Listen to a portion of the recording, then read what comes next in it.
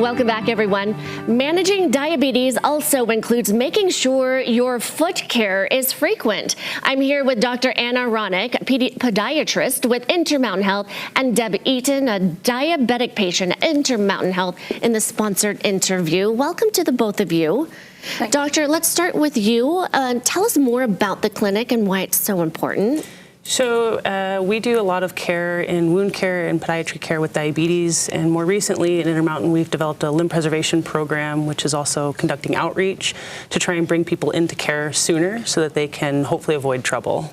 And how important is that to make sure you've got that first line of defense, you have your team together for patients to make sure they have the most successful outcome?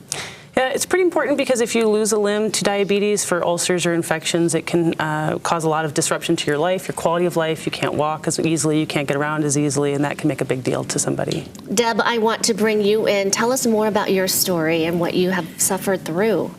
Well, I was having problems with my foot, and I wasn't really sure why it was swelling and why it was red. And Dr. Ronick said it was Charcot. And so then eventually my foot just collapsed and she had to reconstruct it. What's Charcot? Charcot is a destructive arthropathy, particularly in weight-bearing joints, feet, that happens in patients with neuropathy, most commonly in diabetics. Wow. And do you have diabetes? Can I ask you, Deb? Yes, I do. Okay, so you were at risk. Tell us your experience going through the preservation program there at Intermountain. Well, it started with being diagnosed, first of all, and then Dr. Ronick said that she could reconstruct my foot. And so that was a 3-surgery process, I think about 5 months that I had to be down while she fixed it.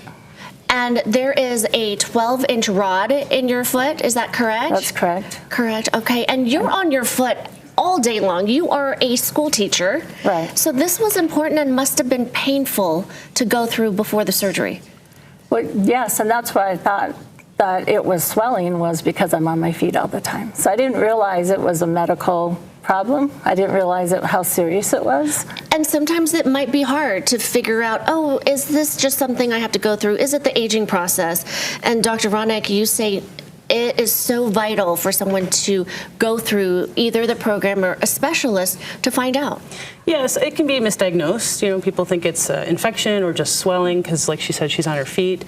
And so we get x-rays, we talk to a specialist, we find out that there's something more to it and we need to fix it so that it doesn't cause a bigger problem. Let's go through the risk. Who is at risk and what are the risk factors? So for Charcot specifically, if you have neuropathy, but in general, if you're diabetic with neuropathy, you have risk of getting ulcerations or infections, which can lead to hospitalizations and loss of limb, which is what we try to avoid. So outside of Charcot, people who might have issues with their feet, people who are diabetic. Correct, or just have neuropathy in general, but usually that's related to diabetes. These are pictures of your foot, Deb? Yes. And that looks painful. That part right there was painful with the big brace. The external fixator. Yeah. Yeah, and the nail. So, but it worked. You're walking. Yeah. You're doing so well. And that's what I wanted to talk with you, Doctor, about the quality of life, that you can get back your life. Yeah, if reconstruction is successful, our goal is to get people walking. You know, ambulation or walking is the #1 predictor of quality of life. And so if you can't walk, then we have a bigger problem. When it comes to diabetes, the risk factors: high blood glucose, there can be nerve damage, poor circulation. If any of those persist, it's important to talk to your doctor. Yeah, absolutely, and get to see a specialist. If you have poor circulation, we want you in with the vascular team. If you have a history of calluses or ulcers, we want you in wound care with podiatry. And so your PCP can often help you do that, or Instacares. And now we have this new limb line that we have launched that is a really easy phone call away to get to where you need to go.